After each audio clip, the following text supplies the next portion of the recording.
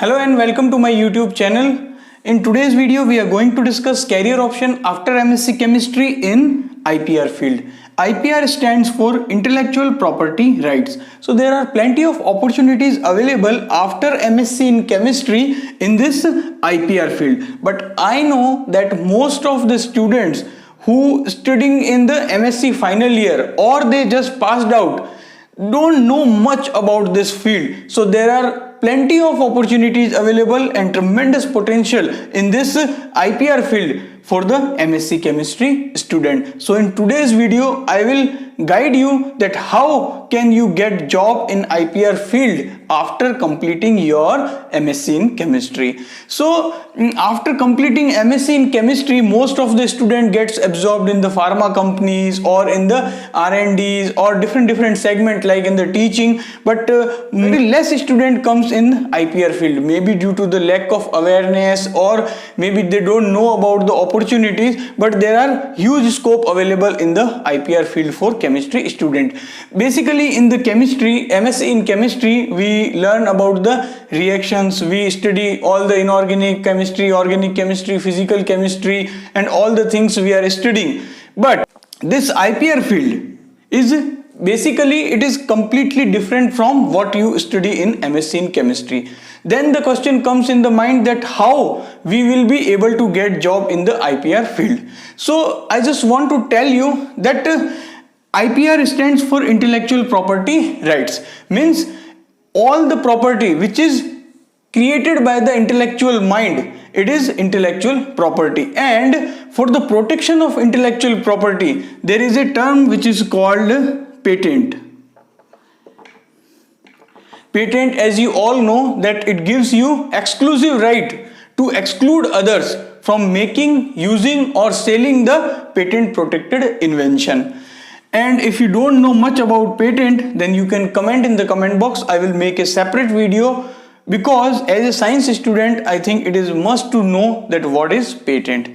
So whenever a patents get granted or whenever we file a patent application in a particular domain, then we need certain skilled people who can handle all the things which required to grant a patent. तो यहाँ पर क्या होता है friends कि intellectual property right में जो professionals काम करते हैं वो क्या करते हैं कि जो पेटेंट है उसकी टेक केयर करते हैं. तो यहाँ तक भी अभी आप में से बहुत सारे स्टूडेंट को समझ में नहीं आ रहा होगा. तो फ्रेंड्स क्या होता है कि जो केमिस्ट्री से रिलेटेड बहुत सारी जो कंपनीज हैं वो क्या करती हैं कि अपने जो न्यू इन्वेंशंस हैं उनको प्रोटेक्ट करने के लिए पेटेंट फाइल करती है. और जो पेटेंट फाइल करती है तो या तो जो है वो उनका इन हाउस डिपार्टमेंट होता है जहां पर से वो पेटेंट फाइल करते हैं, या फिर जो है वो किसी लॉ फर्म को जो है वो हायर करते हैं और वहां से वो पेटेंट फाइल करते हैं. तो यहां पर जो है वो एमएससी केमिस्ट्री स्टूडेंट्स की डिमांड कहां पर आ जाती है कि जब भी कोई कंपनी पेटेंट फाइल करती है तो उसका जो इन्वेंशन है उसको किस तरीके से प्रोटेक्ट करना है, उसके लिए जो है वो जो टेक्निकल स्किल्ड पर्सन जो है उसकी रिक्वायरमेंट होती है. तो जो टेक्निकल स्किल्ड पर्सन है जो कि केमिस्ट्री की फील्ड का होगा तो वहां पर वो एमएससी केमिस्ट्री को भी हायर करते हैं और पीएचडी केमिस्ट्री जो है उसको भी हायर करते हैं. तो दोनों के लिए जो है वो यहाँ पर अपॉर्चुनिटी जो है वो काफी शानदार होती है. तो यहाँ पर अगर आप इंटेलेक्चुअल प्रॉपर्टी राइट्स की जो फील्ड है उसमें अगर अपना कैरियर बनाना चाहते हैं तो एक जो सजेशन मेरी तरफ से रहेगा आपको वो ये है कि आप जो है वो कोई भी जो डिप्लोमा होता है वो आप जो है वो इस फील्ड में कर लीजिए. तो डिप्लोमा अगर आप कर लेते हैं तो आपको काफी जो अवेयरनेस है वो आ जाएगी कि आईपीआर बेसिकली होता क्या है, क्योंकि पेटेंट के अलावा जो है वो कॉपीराइट, ट्रेडमार्क, ऐसी कई सारी चीजें हैं जो कि आईपीआर के अंदर आती है. बट मोस्टली जो एमएससी केमिस्ट्री के स्टूडेंट को जॉब मिलती है वो पेटेंट रिलेटेड फील्ड में ही मिलती है. तो अगर आप एमएससी केमिस्ट्री कर रहे हैं और एक अच्छी ऑफिस जॉब जो है वो अगर आप चाहते हैं और ये भी चाहते हैं कि साथ में जो है वो टेक्नो लीगल कॉन्सेप्ट जो है वो इन्वॉल्व हो जाए, क्योंकि जो टेक्नोलॉजी है उससे भी आप जुड़े हुए रहेंगे और जो लीगल एस्पेक्ट है उससे भी आप आईपीआर के थ्रू जुड़े हुए रहेंगे. तो आप जो है वो एमएससी केमिस्ट्री जैसे ही पास आउट करते हैं आईपीआर में जो है वो डिप्लोमा आप कर लीजिए. आईपीआर में जो डिप्लोमा होता है वो बेसिकली 1 ईयर का कोर्स होता है और डिस्टेंस लर्निंग के थ्रू हो जाता है. तो नालसा लॉ यूनिवर्सिटी हैदराबाद जो है वो भी डिप्लोमा करवाती है इंटेलेक्चुअल प्रॉपर्टी राइट में। इसके अलावा जो इग्नू है वहाँ से भी डिप्लोमा होता है। तो आप जब इस डिप्लोमा को कर लेंगे तो क्या होगा कि आपको जो है वो एक काफ़ी जो अवेयरनेस है वो आ जाएगी, आपका जो ग्राउंड है वो क्लियर हो जाएगा और आपको जो एक ब्रीफ अंडरस्टैंडिंग जो है वो भी आ जाएगी कि बेसिकली आईपीआर होता क्या है। और इससे आपको जो है वो जब आप जॉब लेने जाएंगे या फिर आप जॉब इंटरव्यू में जब जाएंगे तो आपको जो है वो एक एडवांटेज भी रहेगा। तो जो है वो एमएससी केमिस्ट्री के स्टूडेंट के लिए काफ़ी अच्छी अपॉर्चुनिटी यहाँ पर अवेलेबल होती है और ग्रोथ अपॉर्चुनिटी जो है वो भी काफ़ी अच्छी रहती है। तो इसमें बेसिकली जो है वो अब आपके माइंड में क्वेश्चन आएगा कि हमें करना क्या होता है।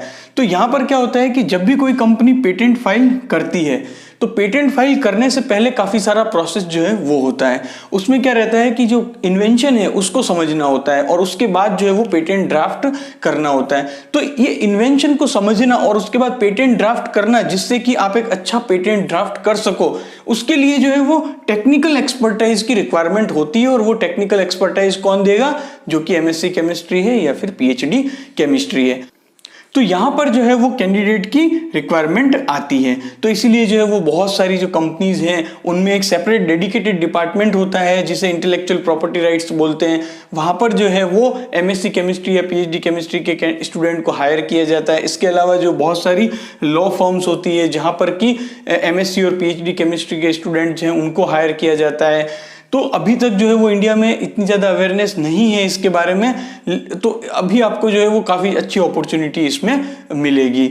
इसके अलावा क्या होता है फ्रेंड्स कि ये जो एक चीज़ हमने बताई कि पेटेंट रिलेटेड है, लेकिन इसके अलावा भी जो है वो साइड में बहुत सारे जो वर्क हैं वो भी इसमें इन्वॉल्व रहते हैं। जैसे जैसे आप जो है वो ये सारा काम सीख जाएंगे इसके बाद आप बिजनेस इंटेलिजेंस और मार्केट रिसर्च ऐसे कई सारे जो काम है वो आप कर सकेंगे और आप जो है वो अपनी केमिस्ट्री की स्किल्स है उनको यूटिलाइज करेंगे और यहाँ पर जो लीगल एस्पेक्ट है वो भी उसमें जुड़ जाएगा। तो आई थिंक जो आज का वीडियो है उसका मकसद यही था कि आपको जो है वो जस्ट एक ब्रीफ आइडिया देना कि एमएससी केमिस्ट्री और पीएचडी केमिस्ट्री के बाद आईपीआर ज्वाइन करना भी एक काफ़ी अच्छा जो है वो जॉब अपॉर्चुनिटी प्रोवाइड करवाता है और अच्छा फ्यूचर जो है वो आपको दे सकता है। कई सारी ग्रोथ अपॉर्चुनिटी इसमें अवेलेबल है, तो ताकि जिससे आपको जो है वो एक आइडिया लग जाए कि ये फील्ड में भी आप जा सकते हैं। इसके अलावा आप जो है वो गूगल पर सर्च करके इस फील्ड के बारे में और आइडिया ले सकते हैं। आप ये भी पढ़ सकते हैं कि पेटेंट क्या होता है और कैसे एक जो साइंटिफिक पीपल है वो इसमें जो है वो एंटर हो सकता है पेटेंट ड्राफ्टिंग और आईपीआर की फील्ड में। तो आई होप कि ये वीडियो आपको इन्फॉर्मेटिव लगा होगा और इससे आपको जो है वो कुछ न्यू इन्फॉर्मेशन मिली होगी। Thank you for watching this video.